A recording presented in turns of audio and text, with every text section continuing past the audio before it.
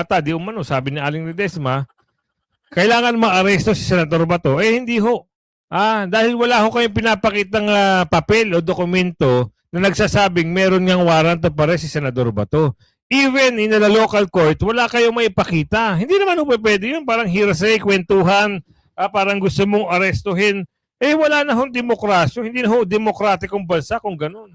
Lakay ni Mr. Lakay Karinig. Aray, narinig nyo Walang pinakita, pinasukan kagad yung bahay. Go to the extent of walking out. Hindi pa ako nakakita ng Senado na nag-walk out in any Congress mula nang naging Republika ang Pilipinas. Ngayon lang nangyari ito. Bakit kumuha ang ombudsman ng mga basihan para kasuhan siya? Sige nga.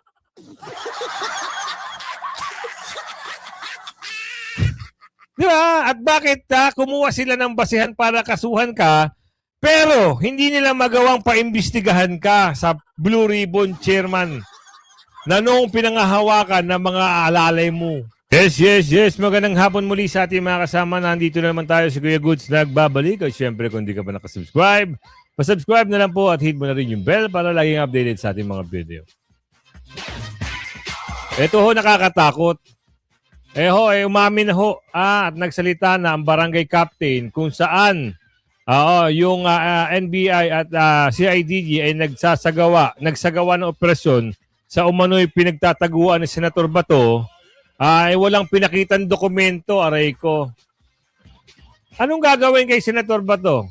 Kikidnapin ba? Tanong lang ho yan, Kasi kung kayo ho ay pupunta, wala pa hong sikat ng araw, madaling araw pa lang, bukang liwayway, at wala kayong daladalang dokumento, mismo hong kapitan na si Cap Joseph Ponce, nagsalita na ho dito, walang pinakitang ebidensya.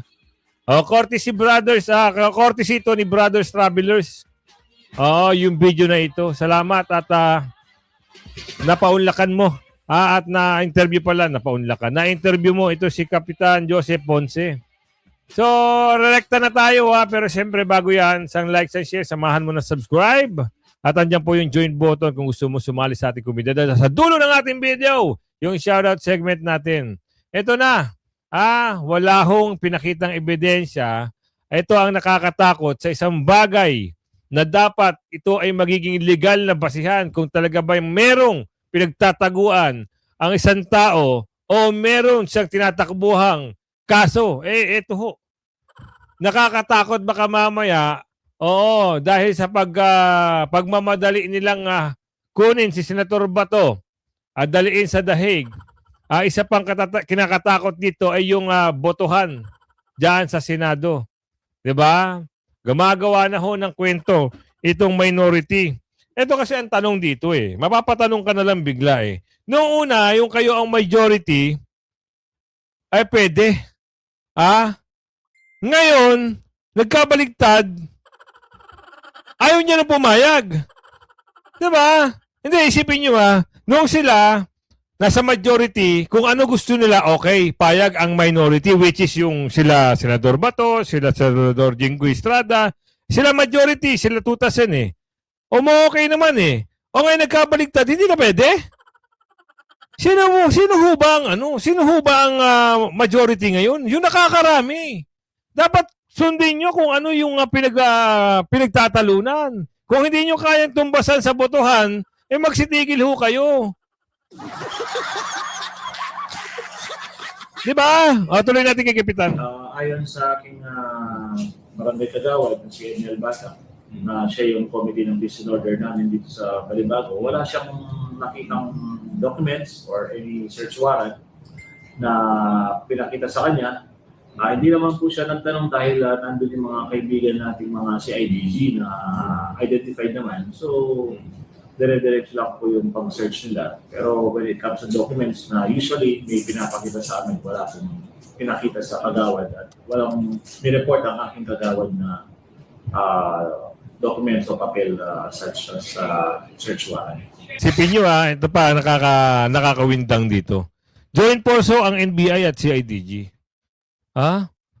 Ngayon, porket meron silang hinahabol na time frame ata, di umano, sabi ni Aling Ledesma, kailangan maaresto si Senator Bato. Hindi ho. Dahil wala ho kayong pinapakitang papel o dokumento na nagsasabing meron ngang warrant of arrest si Senador Bato. Even in the local court, wala kayong maipakita. Hindi naman ho pwede yun. Parang hearsay, kwentuhan, parang gusto mong arestuhin. Wala na hong demokrasyo. Hindi na ho demokratikong bansa kung ganun. Ang nangangahulugan yan, ano na, panggigipit na. Martial law na nangyayari niyan. Kasi, kung gusto nyo.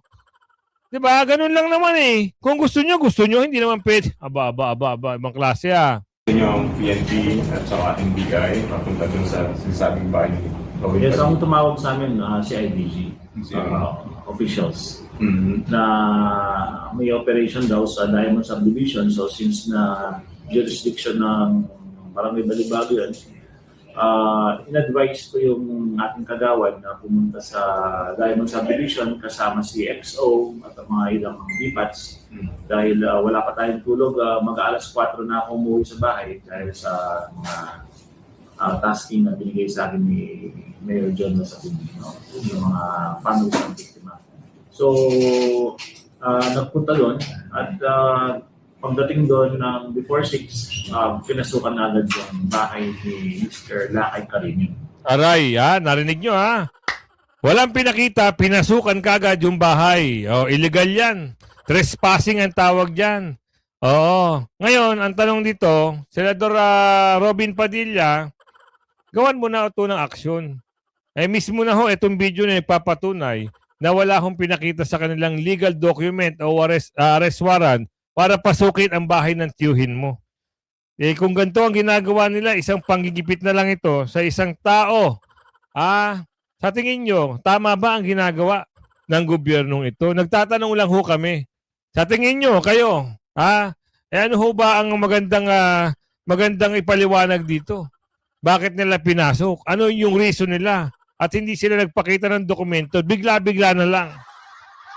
Na may tao na nangungupa at inabutan nila doon si Ma'am Maribel, yung partner ni Sir Lakay Carino, at inopen naman yung buong bahay na compound. Dalawang alam ko yun. So, nag-search sila doon.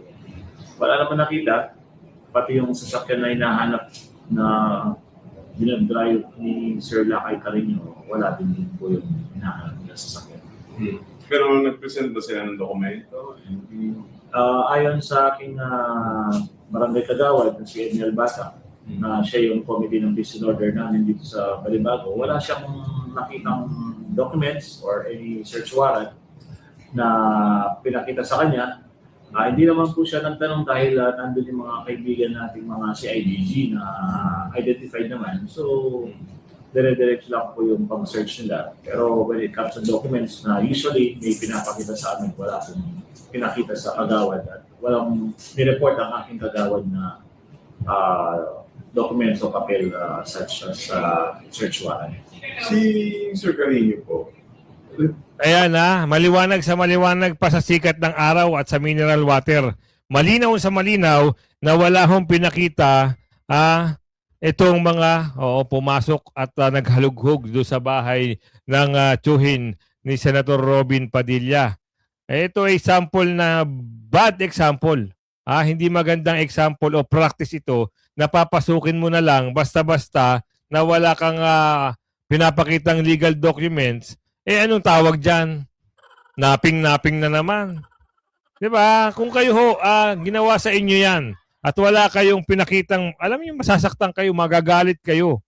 Dahil ang ginagawa sa inyo ay isang hindi magandang bagay na dapat hindi ginagawa ng mga professional na tao, lalong-lalo na ang trabaho nyo. Ayan, professional kayo, graduate kayo ng kung ano-anong, di ba? Nasa ahente kayo, nasa CIDG kayo, pero hindi nyo nirespeto yung mga tao doon sa sa bahay. Sinabi na rin dito, walang pinakita. Ang masaklap, buti na lang wala si Senator Bato, nasa Amerika na. Sabi ni Aling Ledesma. Bad example ang nag-walkout ng minority senator. Talaga naman bad example yan. Ang lumalabas dyan, ang pinapakita nila, asartalo, pikon. Diba? Kagaya ng sinabi natin, galing sila sa majority. Nung sila ay may gusto, Sumasang-ayon naman ang minority ah. Walang pagtanggi. Etong majority, may gusto lang na motion, bakit puro pagtanggi? At sasabi rin ni Senador Alan Peter Cayetano, bakit ba ayaw mo doon kay Bendalo? Eh baka kasi madamay daw ang pangalan ni Bendalo.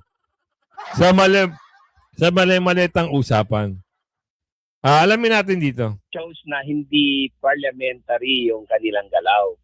Kasi, siyempre, hindi dapat mapikon yung mga senador, whether they belong to the majority or the minority. They can always agree without being disagreeable or agree to disagree without being disagreeable. So, sanay na sila dyan. In fact, karamihan sa kanila ay mga veterano na dyan na lawmakers.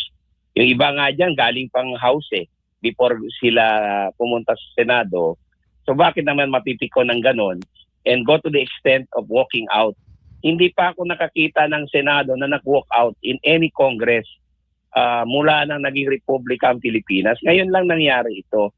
And this is a bad example, no? Kasi ibig sabihin nito, kung ang mga senador ay gumagawa nito, what's stopping the local legislators from also doing that? Diba? So it sets a bad example. Nito nga kamakailan lamang sa Senado kung saan may motion nga itong si Senator Rodante Marcoleta patungkol nga sa pagdalo ng mga senador sa pamamagitan ng online or teleconferencing, attorney. Sa tingin po ninyo, ito'y dapat na ma-apply sa panahon ang timing po nito ngayon? Well, dalawang aspeto yan Yung isa, kung pwede ba nilang gawin yan, no? Na amyendahan yung rules nila para magamit yung bagong teknolohiya like teleconferencing, video conferencing. The first aspeto, ang answer ko dyan ay pwede. Kasi, ayun naman pala Bakit patanggi-patanggi ito si Bendalo? Sa bagay, kaya nga Bendalo Babaliin na naman. Attorney ito former PAC Commissioner, Attorney Manuelito Luna. 'Di ba? Kung halimbawa may motion, sinabi lang naman dun bakit hindi natin gawin kung wala yung mga ibang senador, pwedeng makaboto via telepono o kaya via Zoom. Wala namang problema kasi nagawa na yan dati pa noong pandemic time.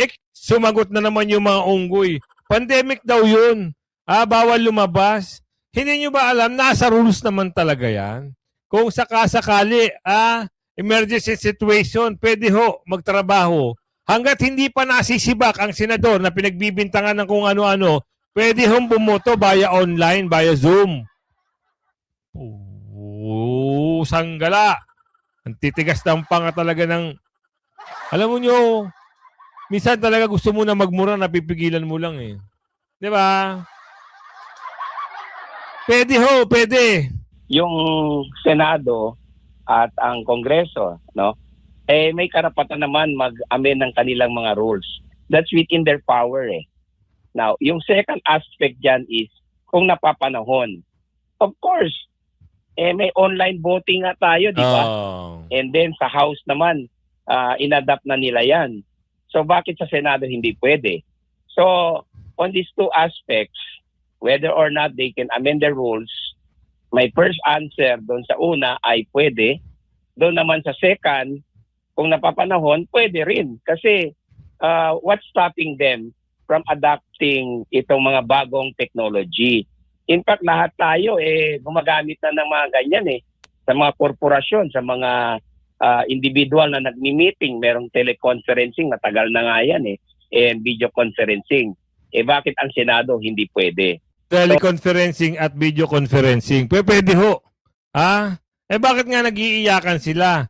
Katunayan yan, yung taga Bukidnon, na senador, nag-iiyak, humingi pa ng kakampi sa mga taga Bukidnon, nakala na makakampihan siya. Kuya, gusto to ba yan? Tignan nyo, ang mama, nagpakampi, bumi pa ng Bukidnon para magpakampi dun sa mga leader niya. Kayo naman, mga leader, alam nyo naman ang sitwasyon Kayo mga taga Mindanao, sa tingin nyo, tama ba ang ginawa ng mamang ito? Kung ako taga Mindanao, talagang hindi na makakatikim ng boto yan sa akin. Kayo na hong bahala humusga. Ang mama, imbis na kumampi kung saan andun ang magaling at maayos na mga leader, dito pa kumakampi sa mga nagtatago ng maleta, di umano. Tapos magngangaw-ngaw ka, Sa tanan nagmahay, nasubukan ako, wala ko yuman sa majority ko, pasayrohi ko ninyo. forgive me. Woo! Humihingi ng patawad daw kasi kung hindi na parang luminyata siya sa sa minority. Eh kung yan ang iniisip mo, alam mo, nagdalawang isip ka lang. Akala mo siguro sisimpatyahan ka ng mga taga Mindanao, Mindanao. Pasaway ka kasi, ayan. Akala mo makakakuha ka pa ng boto sa Mindanao? Sorry! Tapos na ang karera mo sa politika. 'Di ba? Alam nyo, pag matataas ang pride, kasi minsan nag-away ito parang nagbakbakan ito ni... alam nyo yung nangyari sila ni Senator Alan Peter Cayetano. Siguro hindi niya malimutan, no? Tsaka siguro hindi niya malimutan yung Senate President siya na nakaposisyon, napalitan siya. Kaya masakit ang loob. Kainin mo muna yung yung mga ganyang bagay. Yung pride, di ka nga. Doon ka tumutok sa tama. Hindi, ito ngayon. Paano ngayon yan? Tapos na talaga. Boboto ka pa ba nila? Kaya na ako makipagtrabaho sa dili na ako kapartido. Kaya na ako mag-istorya sa mga dili na ako kaparehas o itahonan. Nabuhat na nato ni sa una sama sa one Bukidnon. Mga taga Bukidnon, kayo na hong bahala. Husgahan nyo ang mama. Tama ba ang ginawa ng mama? Nagtatanong tayo. Tama ba ang ginawa ng mama na mismo siya ay taga Mindanao kuno? Oo, taga Mindanao siya. Sabihin natin. Di ba? Ikaw dapat, kinakampihan mo yung taga Mindanao. Hindi yung taga Luzon. Ipakita mo na solid ang mga Mindanao. Di ba? Kung ganito ng ganito, wala. Akala naman siguro makakuha sila ng mataas na bilang diyan sa minority. Kung halimbawa maaresto si Senator Jinggoy, maaresto yung ilang mga senador na binabanggit, sa tingin nyo makakakuha pa kayo ng 16 na boto para sa conviction ni BP Sara? Mali. Kaya ang politika, kinahanglan adunay gyapon respeto pag tinabangay o independence. Pero lahi ang kontra sa politika o lahi ang traidor. Meron talagang traidor, oo. Ang politika, maraming traidor, lalo na, yung mga inggit sa posisyon. Yun lang yun. Kaya, kung ako sa inyo, mga kasama, kayo na hong bahala, pagdating ng 2028, di bali nyo nang wag iboto yung kababayan nyo, basta lang wag masira, alam niyo yung samahan ng mga taga Mindanao. Kahit ako, halimbawa ko, taga Mindanao ako, tapos papipiliin ako, doon ako sama sa mga Mindanao. Cebu, Bisaya. Di ba? Pagpipilitan mo yung sarili mo dyan sa mga taga-norte, magnanakaw naman. Dinadamay ka pa kung hindi ka magnanakaw. Ang tanong lang naman dito, baka sabi ni Aling Ledesma. Kaya masarap maging sumama sa mga taga-Luzon. Baka, sabi ni Aling Ledesma.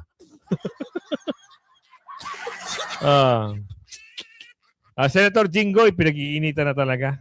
Kailangan daw, dalawang option daw ang binigay ni Secretary John Vic sa kanya .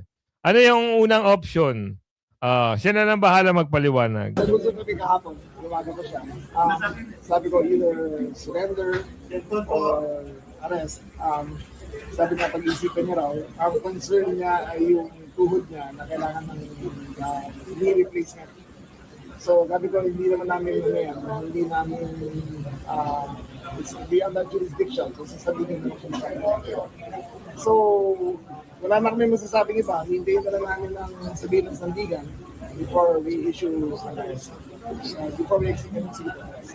So, nilawin na po namin siya kung yung lumapit sa ito? Hindi ako tumawag sa kanya. Okay, tumawag sa kanya. Sige. Maybe at around 4 p.m. Yes, Ano pong desisyon niya?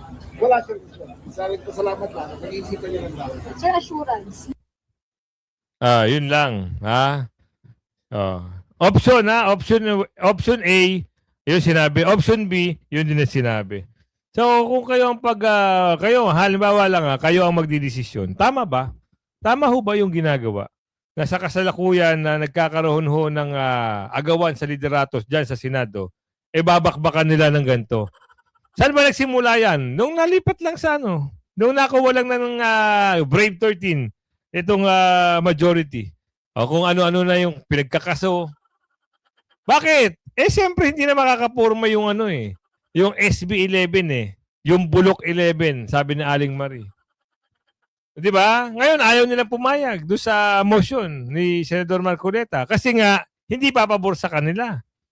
Kung papabor sa kanila, sigurado suportado 'yan. Tingnan niyo nga yung asal ng babae. Akala mo, 'di ba? Akala mo may alam pa sa isang abogado, sa isang trial lawyer. 'Di ba? Kung makamostra, akala mo hindi nagbabasa ng index card, busit na 'yan. 'Di ba? Ganun lang, simplehan niyo lang. Makikipagngawang ka. Ito naman si Senador Marcoleta, nakikinig lang naman siya at nag-explain. Ang babae kung umustra, yung lingwahe ng kamay, yung kumpas ng kamay, akala mo hindi nagbabasa ng index card.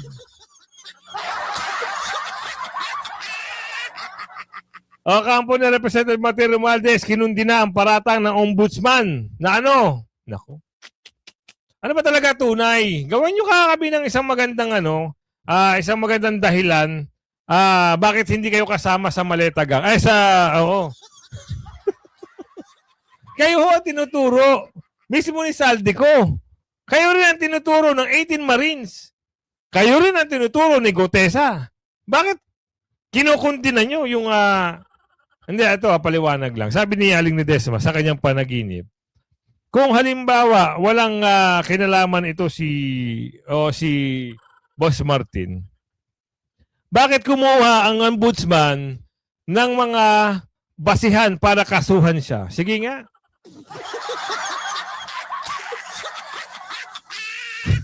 Di ba? At bakit kumuha sila ng basihan para kasuhan ka, pero hindi nila magawang paimbestigahan ka sa Blue Ribbon Chairman na noong pinangahawakan ng mga alalay mo? Isang malaking katanungan. Ngayon, nabibilao ka na itong mga alipores ni Martin. Dahil nasisilip sila, bakit nga naman? Ang hiling lang ng tao, imbestigahan mo. Di ba? Pinky, di ba yun lang ang hiling ng tao? Subukan yung imbestigahan, wala kang aksyon, may parliamentary courtesy ka. In parliamentary courtesy ka pang nalalaman. Maring kinondena ng kampo ni dating House Speaker Martin Romualdez ang paratang ng ombudsman na siya ang mastermind ng flood control scandal. Ayon kay Attorney Elena Tienza, walang kontrol sa pagbuo ng national budget dahil hindi iisang tao lamang ang nagpoproseso nito. Wala rin daw sa kakayahan ni Romualdez na diktahan ng Pangulo, mga senador o sino man sa pagpasa ng pambansang pondo. Hindi daw tugma sa istruktura ng pamahalaan at proseso ng national budget ang paratang na may functional control si Romualdez at siya ang mastermind sa anomalya. Handa namang sagutin ng dating House Speaker ang lahat ng alegasyon laban sa kanya sa legal na proseso. Pero ang tanong dito, Boss Amo Manager, noong lumabas ka at nagsalita via video coverage, hindi live video coverage, bakit may nasabi ka doon na kung ako ang gagawin yung scapegoat, dadamay ko kayo. Ngayon, wag po natin baluktutin ang katotohanan. Wala pong kakayahan ng speaker na diktahan ang mga senador, ang Pangulo, o sino man na proseso ang pag-asa ng budget. Aray mo. Ano yung sinabi ni Saldico? Sinungaling si Saldico. Hindi kasi, alam mo, yung pag-iisip mo, mapapatanong ka. Sinungaling si Saldico? Tinuro ka na. Tapos ngayon, nung akala nyo ma-aresto si Saldico, nagsalita ka ngayon. Sino ba yung tinutumbok mo kung sakaling ikaw ang ituturong scapegoat? Sino yung sinasabi mo na ituturo mo at isasama mo sila? Pwede ba? Yun na lang ang pakisabi. Sino ba yun? Eh, di alam na kung sino yun. Diba? Alam na. Ah. Ito, magandang talakayan ito. Attorney Topacio nagsalita na patungkol dito sa magaling na abogado to Alamin natin, hindi ko masyadong matumbok kung ano yung pinag-uusapan dito, pero alam ko na ito ay parang sa kaso ng mga senador. Threat ni Senador Lacson na perpetual ba? Ano ba yung term na ginamit niya? Forever walk out. Ang dami-dami na po. I was here last Wednesday as a demonstration of support ng PDP kay Senator Amy Marcos. Although ang instruction sa akin, huwag ka na magsalita, just show yourself there na naka-PDP ka at to convey the unspoken message that PDP is behind the efforts of Senator Amy Marcos. Kaya nandyan lang po ako. When asked to speak by Senator Amy, I respectfully declined. Kasi meron na nga tayong press con. Pero we support Senator Marcos and we support the majority and we denounce the majority for their obstructionist acts of throwing a monkey wrench into the legislative process. Ibig niyong sabihin, pagka ang minority ay hindi nila makuha ang kanilang gusto, sisirain nila, wawasakin nila yung legislative process by depriving the Senate of a quorum. Hindi ba sila'y hinalal ng milyon-milyon para maging kinatawan? How can you represent the people if you're walking out? Tama. How can you discharge legislative functions if you're walking out? Of course, may mechanism. Ang tingin ko dyan, they're trying to force the issue Kasi under Senate rules, under the rules of any legislature, hindi mo pwedeng i-deprive ng quorum forever ang legislatura. The Senate President, in the case of our Senate, may order the Senate Sergeant at Arms to arrest and bodily bring any member to the plenary in order to constitute a quorum. Siyempre, mabigat kung gagawin mo yon. They're trying to provoke. Ako sasabihin pa ito nakakatawa This goes against the grain of everything that we have been taught in constitutional law. Questionin daw nila yung ginagawa ng majority with respect to the rules. Dahil abuse. Since when has changing the rules been an abuse? Prerogative po yan, exclusive prerogative of either the House or the Senate na palitan ang rules niya. Ngayon, may principle po dyan of justiciability. Hindi ko maintindihan Kasi ang tinuro po sa akin ni Mel Santamaria na hindi niya sinusunod ngayon, kapag ginagawa pa lang ang batas o any amendment of the rules, hindi pa ripe for adjudication yan. You cannot go to the Supreme Court. You can only go to the Supreme Court kapag yung batas ay napasa na or yung rules ay pinasa na ng majority. That's when you question it. If you can question it at all.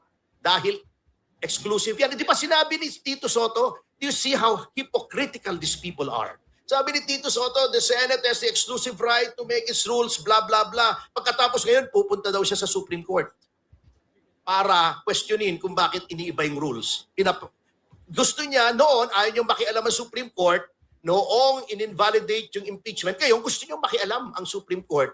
On the same principle, yung acts exclusively belonging to the province of the Senate in performing. Good luck after insulting the Supreme Court, after saying that the members thereof are ignorant, etc. Pupunta ka ngayon sa Supreme Court. Good luck. Baka Tampaling ka doon. mangyari sa kanya pag may sinabi siya sabihin sa kanya ng Supreme Court achiche. Insultuhin mo yung Supreme Court, baka pupunta roon. Sinasabi pa nila, may nagsabi sa akin, pwede daw hindi sundin yung order ng Supreme Court. Bakit pupunta ka sa Supreme Court? Diba? How hypocritical these people are. Noong panahon ni Trillanes na nakukulong, gusto nila remote participation. Noong panahon ni De Lima nakakulong, remote participation. Ngayon, ayaw nila. And then, someone will say na, minamadali nyo ba ito? Dahil may makukulong na sa inyo? What a thing to say to your colleagues. That's the problem of electing characters to the Senate. di ba? I will just vary the old saying, di ba? When you elect clowns to the Senate, the clowns do not become honorable. The Senate becomes a circus. Matindi po yung sinabing yun. If there's anything that is unparliamentary, hindi yung ginawa ni Senator Amy, because that forms part of the prerogative of any senator to rise on a question of privilege. Hindi kasi marunong yung ibang mga senador natin. Kung mababasa nila yung mga Kaya nga, Atty. Topacio, mas maganda lahat ng mga senador o mga tatakbong senador dapat merong requirements, either na sila ay abogado o nag-aral ng hindi, mas maganda abogado na lang lahat. Kasi dito kung hindi abogado, hindi nakakaintindi. Kagaya nung ginawa ni Virus kay Senador Marcoleta, 'di ba? Ngaw, hindi naman pala naiintindihan yung sinasabi ni Senador Marcoleta. Kahit sinusubo na, pinapaliwanag na ng maayos, hindi pa rin naiintindihan. So for the meantime, dyan muna tayo. At syempre, ang aking paglalambing naman sa inyo ay like, share nyo ang video natin. At huwag nyo kalimutan, isubscribe si Mang Banat. Si Mang Banat, talagang umpisa pa lang, ay gumagawa na ho ng mga magandang video at bumabanat na rin dito sa mga durobo. Kilala nyo mga durobo? Nasa Kamara at nasa Senado at siyempre yung Pangulo. Ito si Mang Banat. Maganda ho ang kanyang video. Pag na-subscribe nyo na, comment lang kayo. Para siguro ma-shoutout kayo ni Mang Banat din. Hanggang sa muli pero yung shoutout segment natin, ito na. Makinig kayo dito tayo magsimula. Shoutout kay Michael Ostaquio. Shoutout po sir. Huming Simply. Huming Simply. Shoutout po. Nes Patino. Shoutout po sa inyo. Edgardo Banas. Ayun. Edgardo Banas nga. 2820. Shoutout po sa inyo. Si Ma'am Nemial Lagnoda. Shoutout po. Romulo Vinagracia, laging pakapi-kapi Shoutout sir. Reni Rio Milan, shoutout po sa inyo. Bonching ko, shoutout po. Alejandro Cervantes, shoutout po. Tesita, shoutout po sa inyo. Javier Reyes, shoutout po. Florian Nintong, shoutout po. Chiligan, shoutout po sa inyo. Sally Crispino, shoutout po. Henry Ramingo, shoutout po sa inyo. Lips Fernandez, shoutout po. Vilma Salud, shoutout po sa inyo. Marciana de la Cruz, shoutout po. Chari Victoria, shoutout po sa inyo. Nyoli Luberiano, shoutout po. Sama ka sa amin, shoutout po sa inyo. Janet Tasiker, shoutout po sa inyo. Dina Tuan, shoutout po. Flomena Tanswico, shoutout po sa inyo. Jing George Bakalan, Baulan. Mila Harris, shoutout po sa inyo. Walk with Lan, shoutout po sa inyo. Pakisubscribe din po siya. Merjude Badsky, shoutout po. Randy Espirito, shoutout po. Virgin Sitameha, shoutout po. Elen Cerdanya Shaw Lessinger. Shoutout po. Bart De La Cruz, shoutout po sa inyo. Ernesto Cañada, shoutout po. Reynante Mendoza, shoutout po. Maria Santos, shoutout po. Sophie Zone, shoutout po. Wilserio Dilaw, shoutout po sa inyo. Rene Rose, Rene Ramos, shoutout po sa inyo. Manuel Magno, shoutout po. Albert Banal, shoutout po sa inyo. Apen Giganton, shoutout po. Carlito Lerio, shoutout po. Alexander Tamang, shoutout po sa inyo. Nigris, si Ma'am Nigris, shoutout po Elsa Rebutaso, shoutout po. Ma'am Floriano Intong, Estrelita Regino, Abdullah Abubakar, shoutout po sa inyo. Ayan kung umabot ka sa video natin yan, Yung mga taga Mindanao, isolid nyo po ang mga Duterte at kaalyado ng mga Duterte. Huwag ho kayong boboto ng mga dorobo na nakikita nyo, napakalat-pakalat lang sa Kamara at Senado. Kaya yan, hanggang sa muli, pakilaging share. Bye-bye!